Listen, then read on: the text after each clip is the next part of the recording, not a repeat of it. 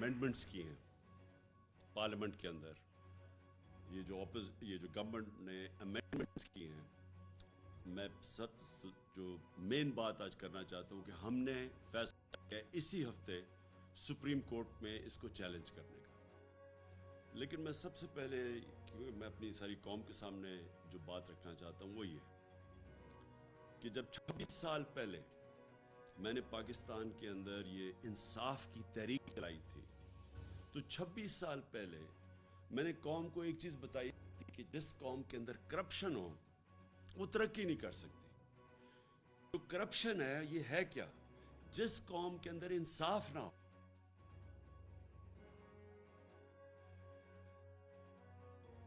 انہوں نے نیب کے اندر امینڈمنٹس کی ہیں پارلیمنٹ کے اندر، یہ جو گورنمنٹ نے امینڈمنٹس کی ہیں، میں جو مین بات آج کرنا چاہتا ہوں کہ ہم نے فیصلہ کیا اسی ہفتے سپریم کورٹ میں اس کو چیلنج کرنے کا. لیکن میں سب سے پہلے، کیونکہ میں اپنی ساری قوم کے سامنے جو بات رکھنا چاہتا ہوں وہ یہ کہ جب 26 سال پہلے میں نے پاکستان کے اندر یہ انصاف کی تحریک چلائی تھی، تو 26 سال پہلے میں نے قوم کو ایک چیز بتائی تھی کہ جس قوم کے اندر کرپشن ہو وہ ترقی نہیں کر سکتی. جو کرپشن ہے یہ ہے کیا؟ جس قوم کے اندر انصاف نہ ہو، یعنی کہ قانون کی حکمرانی نہ ہو، وہ کرپشن اس کے سمٹمز ہوتے ہیں. یعنی اگر مجھے کینسر ہوئی ہے تو جو پھوڑا نکلتا ہے وہ کینسر کا سمٹم ہے. تو جو کرپشن ہے وہ جب انصاف نہیں ہوتا معاشرے میں تو یہ اس کی پھر ایک بیماری نظر آتی ہے. تو 26 سال پہلے یہ جب انصاف کی تحریک چلائی تھی تو میں سارا وقت ایک چیز کہتا رہا ہوں کہ اگر اس ملک نے ترقی کرنا ہے، اس ملک میں قانون کی حکمرانی آئے گی. قانون کی حکمرانی اور انصاف کا کیا مطلب ہے؟ انصاف کا مطلب ہے کہ سب انسان قانون کے سامنے ایک برابر، یعنی کوئی انسان قانون کے اوپر نہیں ہے. اور قانون کا مطلب یہ جو وہ بھی میں واضح کر دوں کہ ہمارے نبی صلی اللہ علیہ وسلم نے تقریباً 1500 سال پہلے آج سے جو بات کہی تھی وہ بار بار میں اپنی قوم کو بتانا چاہتا ہوں کہ تمہارے سے پہلے بڑی قومیں تباہ ہوئیں جدھر طاقتور کے لیے ایک قانون، اور اس کو آپ اگر وہ جرم کرے، اگر چوری کرے تو اس کو سزا نہ دو، اور جو چھوٹا کمزور چور ہو اسی کو جیلوں میں ڈالو. یعنی جس ملک میں ایک طبقہ قانون سے اوپر ہو، قانون نچلے غریب کمزوروں کے لیے ہو لیکن طاقتور کے لیے اگر وہ قانون سے اوپر ہو تو وہ ملک تباہ ہو جاتے ہیں، بنانا ریپبلکس بن جاتے ہیں. وہ ملک ان کا کوئی مستقبل نہیں ہوتا. اگر آج ایک قوم امیر ہے تو وہ اس لیے نہیں کہ وہاں وسائل زیادہ ہے، اور اگر آپ قوم میں غربت زیادہ ہے تو وہ اس لیے نہیں کہ وسائل کی کمی ہے. کمی ایک ہی چیز کی ہے، انصاف کی. جس ملک کے اندر انصاف نہیں ہے، یعنی طاقتور قانون کے نیچے نہیں ہے، وہ ملک کبھی بھی ترقی نہیں کر سکتا. تو میں یہ جو 26 سال کی میری ساری سٹرگل ہے وہ میں ایک ہی چیز لے کے پھرا ہوں کہ جب تک پاکستان کے اندر یہ جو بڑے بڑے اس ملک کے مجرم ہیں، جب تک ہم ان کو قانون کے نیچے نہیں لے کے آتے یہ پاکستان آگے نہیں بڑھ سکتا. اللہ نے ہر قسم کی اس ملک کو نعمت بخشی ہے، لیکن ہم وہاں نہیں پہنچے جدھر ہمیں بہت پہلے پہنچ جانا چاہیے تھا، اور اس کی وجہ یہی ہے. اب یہ جو ہوا ہے اسمبلی کے اندر، یہ ایک میں اب اس کو کس طرح آپ کو بتاؤں کہ یہ ایک ملک سے کا مذاق اڑایا گیا، یہ ملک کی توہین ہوئی ہے. یہ جن لوگوں نے یہ بے شرمی سے یہ جو پاس کیے ہیں یہ نیب کی امینڈمنٹس، ان کو بے شرمی کی وجہ سے جیل میں ڈالنا چاہیے کہ اتنے کوئی بے شرم نہیں ہو سکتا کہ اس طرح کی امینڈمنٹس کرے. دیکھیں میں آپ کو سب کا ذرا بتاؤں کہ اس ملک سے کتنا مذاق بنایا گیا، ہماری قوم کی کتنی توہین ہوئی ہے. پہلے تو قانون ایک چیز کہتا ہے کہ آپ، اور جو ہم سپریم کورٹ میں گئے ہیں اور انشاءاللہ ہمیں امید ہے کہ ہماری جو عدالتیں ہیں وہ اس کے اوپر پورا نوٹس لیں گی، کیونکہ اگر یہ چیزیں اس کی اجازت مل جاتی ہے، اگر سپریم کورٹ، کیونکہ اسمبلی میں تو ہمیں پتہ ہے کہ یہ سارے جو امپورٹڈ حکومت ہے یہ آئے اس مقصد کے لیے تھے، اس میں تو اب کوئی شک نہیں ہونا چاہیے کہ جب خرم دستگیر ان کا منسٹر کہتا ہے تو ہم اس لیے نہیں آئے تھے کہ مہنگائی ہے، ہم اس لیے نہیں آئے تھے کہ یہاں کوئی نااہلی ہے، ہم اس لیے آئے تھے کہ عمران خان کوئی 100 ججز رکھ کے تو اس ملک میں ساروں کو جیل میں ڈالنے آیا تھا۔ مطلب یہ کہ یہاں کی عدالتیں آزاد نہیں ہیں، کیونکہ یہاں کی تو پاکستان کی عدالتیں تو آپ سب جانتے ہیں آزاد ہیں۔ تو عمران خان نے کیسے جیل میں ڈالنا تھا؟ صرف کرپشن کے کیسز ہی تیز پروسیس کرنے تھے۔ تو انہوں نے کہا کہ یہ شہباز شریف جیسے لوگوں نے جیل میں ہونا تھا۔ شہباز شریف نے جیل میں اس لیے نہیں ہونا تھا کہ عمران خان نے اس کو جیل میں ڈالنا تھا، اس نے اس لیے ہونا تھا کہ اس کے اور اس کے بچوں کے 24 ارب روپے کے کیسز ہیں، 8 ارب نیب میں، 16 ارب ایف آئی اے میں، اور اگر وہ بے قصور تھا تو اسے کس چیز کا ڈر ہے؟ پھر سے میں کہتا ہوں عدالتیں آزاد ہیں۔ تو سب سے پہلے یہ کوئی قانون نہیں بنا سکتا اس ملک میں جو پرسن سپیسیفک ہو، یعنی قانون ہوتا ہے اجتماعی۔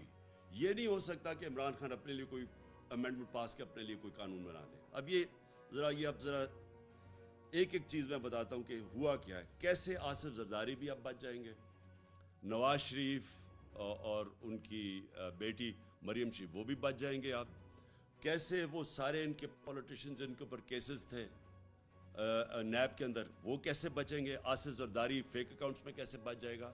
یہ صاف قانون، میں تو صرف وہ چیزیں آپ کے سامنے لے کے آ رہا ہوں جن سے یہ سب اب بچیں گے۔ تو سب سے پہلے فیک اکاؤنٹس، آپ کو پتہ ہے اومنی گروپ، آصف زرداری جو ریلیٹڈ تھا، ان کے کتنے اربوں روپیہ فیک اکاؤنٹس میں ملا، اور شہباز شریف کا بھی آپ کو پتہ ہے کہ وہ ٹی ٹیز جو اس نے باہر سے کروائیں 8 ارب روپے کی، کوئی پاپڑ والا تھا، کوئی چینی والا تھا جو ملک سے کبھی باہر بھی نہیں گئے، ان کے نام پہ ریمیٹنسز منگوائی تھی، اور وہی تھا آصف زرداری کے کیسز۔ اب یہ سارے کیسے بچیں گے؟ انہوں نے ایک قانون سیکشن 14 میں امینڈمنٹ کی ہے۔ اب انہوں نے یہ کہا ہے کہ فیک اکاؤنٹ کے اندر اگر کوئی پیسہ آ بھی جاتا ہے تو اگر اس میں اربوں روپیہ بھی آ گیا، صرف جو آخری وقت فیک اکاؤنٹ میں پیسہ ہوگا اس کے اوپر بات چیت ہوگی۔ اگر وہ مثلا 100 روپے ہی بچا ہے، باقی سارے ملک سے باہر بھیج دیے گئے ہیں، تو صرف 100 روپے کے اوپر اب بات ہوگی۔ پھر انہوں نے یہ کہا کہ آپ کو ثابت کرنا پڑے گا، عام آپ کے ٹیکس لاز میں اگر آپ ٹیکس کے دیتے ہیں تو وہ آپ کو ثابت کرنا پڑتا ہے۔ اگر میں بتاؤں کہ یہ میری انکم ہے تو مجھے ثابت کرنا پڑتا ہے، وہ ایف بی آر نہیں ثابت کرتی، مجھے بتانا پڑتا ہے کہ میرا سورس آف انکم کیا ہے۔ اب ادھر فیک اکاؤنٹس میں جو پیسہ آئے گا وہ نیب کو ثابت کرنا پڑے گا کہ یہ پیسہ جائز آیا یا ناجائز آیا ہے۔ ان کو نہیں اب ثابت کرنا پڑے گا کہ یہ اربوں روپے فیک اکاؤنٹ چینی والے آئے کدھر سے، ان کو نہیں، نیب کو ان کو ثابت کرنا پڑے گا۔ یہ پہلا چینج آیا۔ دوسرا جس پہ ان کے بہت زیادہ ان کے بڑے بڑے نام پھنسے ہوئے ہیں وہ ہے ایسٹس بیونڈ مینز۔ یہ جب سے پاکستان بنا یہ قانون ہے، وہ قانون کیا ہے کہ میں اگر پبلک آفس ہولڈر ہوں، میں بیوروکریٹ ہوں، میں پولیٹیشین ہوں، میں منسٹر ہوں، میں پرائم منسٹر ہوں، تو اگر میری آمدنی 100 روپے ہے اور میرے پاس 200 روپے کے اثاثے آ جاتے ہیں تو وہ مجھے بتانا پڑتا ہے کہ پیسے کدھر سے آئے، کدھر سے میرے اثاثے آئے۔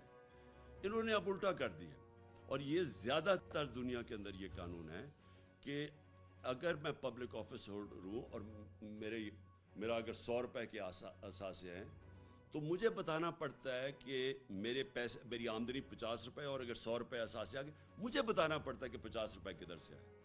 انہوں نے اب کیا کر دیا ہے کہ انہوں نے ان کے اوپر اب بوجھ ڈال دیا کہ آپ نے بتانا ہے، نیب نے بتانا ہے کہ کدھر سے اثاثے آئے۔ یہ یاد رکھیں کہ دنیا میں وائٹ کالر کرائم پکڑنا بڑا مشکل ہے، اور اسی لیے یہ بڑے ملکوں کے اندر یہ قانون ہے کہ برڈن، یعنی میرے اوپر ذمہ داری آ جاتی ہے، اگر میں پرائم منسٹر ہوں اور میرے اثاثے بہت بڑھ جاتے ہیں، مجھے بتانا پڑتا ہے کہ ایکسٹرا اثاثے کدھر سے میں لے کے آیا۔ اب یہ پاکستان میں چینج ہو گیا۔ اس کا مطلب جتنے ان کے لوگ ہیں جو پھنسے ہوئے ہیں، ان کے ایسٹس بیونڈ مینز ہے، یعنی آمدنی سے زیادہ اثاثے ہیں، اب وہ سارے بچ جائیں گے۔ پھر یہ آگے سیکشن 9 یہ ادھر میں وہ سارے بچ جائیں گے. پھر سیکشن 21 ہے. اب اگر ہمیں, اور یہ ذرا غور سے سنیں, اگر ہمیں یہ انفارمیشن باہر سے آتی ہے کہ جناب انفارمیشن آتی ہے کہ جی عمران خان کے وہاں اتنے بڑے پیسے پڑے ہوئے ہیں, عمران خان کے وہاں کتنے لاکھ پاؤنڈ کروڑ ڈالر پڑا ہوا ہے, یہ جو 4 مہنگے ترین لنڈن کی اپارٹمنٹس ہیں مے فیئر میں, ان کی جو 2 کمپنیز کے نام پہ تھی, ان کے جو اصل مالکہ تھی وہ مریم نواز ہے. اب یہ جو آئی تھی, یہ برٹش ورجن آئلینڈ سے انہوں نے پاکستان کی جے آئی ٹی کو خط لکھا تھا کہ یہ ہے اصل مالکہ. اب وہ جو ان کا جو لیٹر ہے وہ ایڈمیسیبل نہیں ہوگا. اس کا مطلب کہ نواز شریف اور ان کی بیٹی وہ اب صاف پاک ہو کے نکل جائیں گی اس نئی امینڈمنٹ میں, ان کو اب کسی چیز کی ضرورت نہیں پڑے گی. پھر سیکشن 21 ہے, یہ سیکشن 21 ہے. پھر ایک اور چیز نکلی ہے, منی لانڈرنگ جو اب ہے. منی لانڈرنگ کا مطلب ہوتا ہے کہ ناجائز یعنی غیر قانونی طور پہ میں پیسہ چوری کر کے پیسہ میں ملک سے باہر بھیج دوں, اس کو منی لانڈرنگ کہتے ہیں. اب یہ جو منی لانڈرنگ ہے یہ نیب کے سے انہوں نے نکال لی ہے, اور اب یہ صرف ایف آئی اے کے نیچے آ گئی ہے منی لانڈرنگ. تو جتنے بھی منی لانڈرنگ کے کیسز تھے وہ اب نیب سے نکل جائیں گے, اور وہ جو اس کے اندر شامل ہے وہ بھی اب بچ جائیں گے. اور ایف آئی اے کس کے نیچے ہے؟ ایف آئی اے نیچے ہے ویسے ہی انٹیریئر منسٹر یعنی رانا ثناء اللہ کے نیچے ہے. اور اب اور جو نیب ہے نئے قانون میں وہ بھی آ جائے گی رانا ثناء اللہ کے نیچے. تو اس میں بھی اب سمجھ لیں کہ رانا ثناء اللہ ایکشن لے گے شریف برادران کے اوپر یا آصف زرداری کے اوپر, یہ اب آپ کے سامنے ہے. اور پھر ایک اور چیز ہے بے نامی. اب میں اگر فیصلہ کروں کہ پیسے چوری کر کے اور میں اپنے رشتہ داروں کے نام دے دوں, میرے بیٹے باہر لندن بیٹھے میں ان کے نام دے دوں, تو اب میں بچ جاؤں گا. یعنی مجھے کوئی نہیں پوچھ سکتا کہ اگر میرے بے نامی میں کسی اور کے نام پہ پراپرٹیز کر دوں. یہ سب سے بڑا ظلم ہونے جا رہا ہے. اجازت دی جا رہی ہے آپ کہ کوئی گورنمنٹ میں سرکاری گورنمنٹ میں بیٹھا ہو, کوئی منسٹر ہو, کوئی بیوروکریٹ ہو, وہ جو بھی اب پیسے بنائے وہ اپنے بچوں کے نام کرے, رشتہ داروں کے نام کرے, وہ اب جواب دہ نہیں ہے. یہ دنیا کے اندر اس طرح کا قانون نہیں ہے یہ جو انہوں نے بنا دیا. کہنے کا میرا مقصد یہ ہے کہ یہ پاکستان سے اگر خدا نہ خواستہ ملک کے اوپر کوئی بمباری بھی کوئی کر دینا تو اس سے بھی بڑا یہ جرم ہوا ہے. یہ صرف یہی نہیں کہ یہ صرف سب بچ جائیں گے, ان کی چوری اب ساری بچ جائے گی. اور یہ جو خرم دستگیر نے, جو پھر سے میں کہہ رہا ہوں, اس نے یہی کہا کہ یہ ساروں کو ڈر لگا ہوا تھا کہ Imran Khan N R O نہیں دے رہا. 3.5 سال انہوں نے مجھے مسلسل بلیک میل کیا. آپ کو پتہ ہے ہر جگہ انہوں نے, ہر موقع پہ انہوں نے مجھے بلیک میل کیا کہ ان کو این آر او دیے. اوپر سے کہتے تھے کہ ہم کوئی این آر او نہیں مانگ رہے. لیکن جب فیٹف کی لیجسلیشن آئی, جو آج یہ سارے بڑے اس کی کہہ رہے ہیں کہ ہم نے بڑا اچھا کوئی کام کر دیا ہے, فیٹف کی لیجسلیشن کے اوپر انہوں نے ہمیں پوری کوشش کی این آر او لینے کی. اس طرح کی امینڈمنٹس لے کے آئے. جب ہم نے نہیں کیا تو انہوں نے پوری کوشش کی ہمیں بلیک میل کرنے کی کہ وہ لیجسلیشن نہیں پاس ہوگی. اس کے بعد انہوں نے واک آؤٹ کیا اسمبلی سے, جبکہ میں ان کی بات نہیں مانا این آر او کی. اب جو ان کو یہ ساری جو این آر او مل گیا, این آر او 2, یہ این آر او 2 صرف اب ان کی چوری ختم نہیں ہوگی. یعنی ان کی سارا اب, پہلے جنرل مشرف نے این آر او 1 دیا تھا, اس میں یاد رکھیں ہدایبہ پیپر مل کا کیس تھا, وہ پیپلز پارٹی کی گورنمنٹ نے بنایا تھا نواز شریف کے اوپر. اس کے اوپر اسحاق ڈار کی کنفیشنل سٹیٹمنٹ تھی. سارے اس کے اوپر پتا تھا کہ کدھر انہوں نے منی لانڈرنگ کر کے پیسے پہلے تو بھیجے وہاں. وہ قاضی فیملی, اس کے اوپر بی بی سی کی فلم بنی کہ کیسے چوری کا پیسہ پہلے وہاں بھیجا, پھر ادھر سے واپس ریمیٹنسز دکھائیں, اور پھر ان کی شریف فیملی کے خاندان میں وہ پیسہ گیا. وہ اوپن اینڈ شٹ کیس تھا. جنرل مشرف نے اس کا این آر او دیا پہلے, اور نواز شریف کو باہر جانے دیا. اس کے بعد دوسرا NRO ملا آصف زرداری کو, اور یہ یاد کرا دوں کہ تب بھی امریکہ کا ہاتھ تھا. کونڈالیزا رائس جو سیکرٹری آف اسٹیٹ تھی, انہوں نے اپنی کتاب میں لکھا ہوا ہے کہ کیسے انہوں نے جنرل مشرف اور بے نظیر کو اکٹھا کیا, اور کیسے پھر یہ نیگوشیشن میں NRO ملا, ان کے کرپشن کیسز ختم ہوئے. ان کرپشن کیسز کے اندر $60 ملین پڑا تھا سوئٹزرلینڈ میں. وہ پاکستان کیس جیت چکا تھا. وہ پھر پاکستان پیچھے ہٹا, وہ $60 ملین ہضم کیے گئے آصف زرداری نے, اور پھر پاکستان کا جو تب ایمبیسڈر تھا وہ سوئٹزرلینڈ گیا, اور اس نے سارے وہ جو ثبوت تھے وہ سارے اپنی گاڑی میں ڈال کے لے کے جا رہا, وہ سب نے دیکھا. وہ NRO میں ان کے پیسے بچے. سر محل جو انہوں نے اسمبلی کے فلور میں زرداری نے کہا تھا کہ ہمارا سر محل نہیں ہے, وہ سر محل کے اوپر جب پاکستانی گورنمنٹ نے کیس کیا, وہ پاکستانی گورنمنٹ کیس جیتی. یہ بلکہ لڑے ہی نہیں کیس, کیونکہ انہوں نے تو کہا ہوا تھا ہمارا ہے نہیں, چوری کا پیسہ تھا. وہ بکا, وہ پاکستان کو پیسہ آنا تھا, پاکستان کی عوام کو, وہ NRO کے اندر وہ بھی پیسہ انہوں نے رکھ لیا اور وہ ہضم ہو گیا. یہ تو صرف وہ تھے جو پکڑے گئے, جو باقی ان کی دولت جو ان کے باہر ملکوں میں پڑی ہوئی ہے اس کا تو کوئی حساب نہیں ہے. کیونکہ وائٹ کالر کرائم پکڑنا آسان کام نہیں ہے, خاص طور پہ ہمارے جیسے ملکوں میں. یہ ساری ڈیولپنگ ورلڈ کا پرابلم ہے. جو اس وقت ملک غریب ہیں, ان کا سب سے بڑا مسئلہ یہ ہے کہ ان کا جو انصاف کا نظام ہے وہ پکڑ ہی نہیں سکتا. یہ جو بڑے بڑے چور, جو وائٹ کالر اچھے وکیل جن کے پاس ہیں, جن کے پاس طریقے ہیں باہر بھجوانے کے, آف شور اکاؤنٹس میں جو پیسے بھیج دیتے ہیں, جو ایونس فیلڈ, یہ جو میر فیئر میں ان کے فلیٹس ہیں, یہ آف شور کمپنی سے خریدے ہوئے ہیں, جو 2 کمپنیز ہیں, تو ان کے اوپر مریم نواز کا نام آیا تھا. یہ اس کے لیے ہمارے جیسے ملکوں کے پاس وہ انفراسٹرکچر ہی نہیں ہے کہ ہم اس کو واپس لے سکیں. اور جو امیر ملک ہیں وہ بھی پوری کوشش کرتے ہیں کہ یہ پیسے واپس نہ آئیں ہمارے جیسے ملکوں میں, کیونکہ ان کو فائدہ ہو رہا ہے. یہاں سے جب پیسہ ان کے ملک میں جاتا ہے تو ان کو تو فائدہ ہو رہا ہے, ان کے ملک میں پیسہ آ رہا ہے. لیکن جو ڈیولپنگ ورلڈ میں ملک ہیں وہ سارے آج وہ نقصان ان کو ہوتا ہے کہ جب یہ طاقتور چوری کرتا ہے. میں پھر سے یہ کہتا ہوں, ہمارے نبی صلی اللہ علیہ وسلم نے 1500 سال پہلے یہ بات کر دی تھی کہ جب آپ طاقتور ڈاکوؤں کو نہیں پکڑ سکتے اور صرف کمزوروں کو پکڑتے ہیں, تو کمزور کتنی چوری کرتا ہے. وہ بھینس چوری جس نے کرنی ہے, موٹر سائیکل چوری کرنی ہے, کوئی گاڑی چلے چوری کر لی, وہ کتنا پیسہ چوری کر لے گا, تو وہ تو پیسہ یہی رکھے گا. لیکن اربوں روپیہ جب آپ چوری کرتے ہیں, یہ جو 16 ارب روپیہ صرف یہ تو پکڑا گیا FIA کا, صرف شہباز شریف کا, اور یہ جو ان کا ٹوٹل آپ کو پتا ہے کہ اس سے 1100 ارب روپیہ اب یہ ہضم ہو جائے گا ان سب کے. یہ جو امینڈمنٹس پاس کیے ہیں, اس ملک کا 1100 ارب روپیہ چوری کا جو آنا تھا واپس, وہ اب یہ ساروں کے یہ پھر کھا جائیں گے جس طرح NRO 1 میں کھایا تھا. تو یہ آپ یہ یاد رکھیں کہ یہ جو پیسہ جب یہ چوری کرتے ہیں 16 ارب یا شریف خاندان کا 45 ارب روپیہ ٹوٹل, یہ جو پیسہ ہے یہ ان کو باہر بھیجنا پڑتا ہے, کیونکہ پاکستان میں رکھیں گے تو یہ نظر آ جائے گا.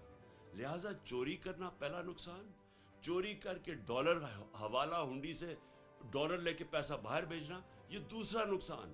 اس کا ایفیکٹ پڑتا ہے ہماری کرنسی کے اوپر, ہمارے ڈالر ریزروز پہ. پھر جیسے جیسے اگر آپ زیادہ پیسہ باہر بھیجتے ہیں, جو کہ غریب ملک یا جو ڈیولپنگ ورلڈ ہے, یہ باہر جب بھیجتے ہیں, ان کے جو بڑے بڑے ڈاکو ہیں وہ جب باہر بھیجتے ہیں پیسہ, تو وہ ان کی کرنسی پہ فرق پڑتا ہے. تو جب روپیہ آپ کا گرتا ہے, ہر چیز مہنگی ہو جاتی ہے, تو اس چوری سے غربت پھیلتی ہے. اس لیے جب تک ہم بڑے بڑے چوروں کو نہیں پکڑیں گے, ان لوگوں کو احتساب نہیں کریں گے, یہاں چوری تو رک نہیں لگی.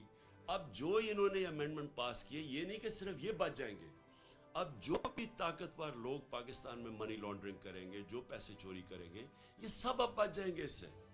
تو یہ جو نقصان پہنچانے لگا پاکستان کو, میں حدیث اس لیے بار بار بتاتا ہوں کہ انہوں نے 1500 سال پہلے کہہ دیا تھا کہ وہ قومیں تباہ ہو جاتی ہیں, وہ قوم کبھی بھی اوپر نہیں آ سکتی جدھر بڑے ڈاکوں کو آپ نے اس طرح کی امیونٹی دے دی اور اس طرح کا NRO دے دیا.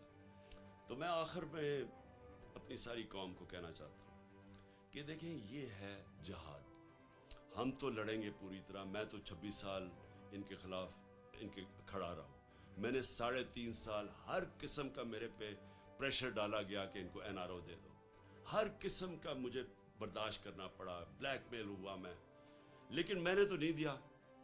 اب انہوں نے آ کے واپس یہ سازش کے تحت اب واضح ہو جائے کہ ان کا واپس آنا کوئی اس ملک کے اندر مہنگائی کا کم کرنا نہیں تھا. مہنگائی مارچ جو ہو رہے تھے 3 دھرنے دیے انہوں نے کہ جی بڑی مہنگائی ہو گئی, بڑی فکر تھی ان کو. تو مہنگائی کا ان کا اگر تھوڑا سا بھی ان کو تکلیف ہوتی لوگوں کی مہنگائی کی, تو یہ آ کے سارے مہنگائی کے ریکارڈ, پاکستان کی تاریخ میں کبھی ایسی مہنگائی نہیں ہوئی جو انہوں نے آ کے کی ہے. کبھی اتنی بے دردی سے ملک کی چیزیں مہنگی نہیں کی گئی جو انہوں نے آ کے کی ہے. تو ان کو مہنگائی کا تو ایشو ہی نہیں تھا, نہ ان کو کوئی ایشو تھا اہلیت کا, کیونکہ اگر اہلیت کا ایشو ہوتا تو آج انہوں نے ہماری جو ساری معیشت ہے وہ تو ایسا تباہی کی طرف جا رہی ہے, جو روپیہ گرتا جا رہا ہے دن, جو ریزروز کم ہوتے جا رہے ہیں, جو سارا اس وقت اب نظر آ رہا ہے کہ پاکستان کو یہ اگر یہ زیادہ دے رہا ہے تو سری لنکا کی طرف پاکستان جا رہا ہے. سری لنکا کے اندر آج تیل ہی نہیں ہے, ان کی گاڑیاں کھڑی ہوئی ہیں, ان کے ملک کے پاس فورن ایکسچینج ختم ہو گیا ہے. آج ہمارے بھی ڈالرز جس طرح روپیہ گر رہا ہے, آج مارکیٹ میں ڈالر نہیں مل رہا ہے. تو یہ تو اگر زیادہ دے رہے, ان کی اہلیت ایسی ہے کہ یہ تو ہم تباہی کی طرف جا رہے ہیں. تو نہ ان کی کوئی مسئلہ تھا اہلیت کا, نہ ان کا مسئلہ تھا مہنگائی کا, ان کا صرف ایک مسئلہ تھا, اور وہ کس طرح پہلے چوری کر کے ملک کو نقصان پہنچاؤ, اور دوسرا چوری کو بچاؤ کیسے. اور اپنی چوری بچانے کے لیے انہوں نے یہ جو آج کیا ہے, یہ اگر یہی رہا, اس کا مطلب یہ لائسنس ہے چوری کو.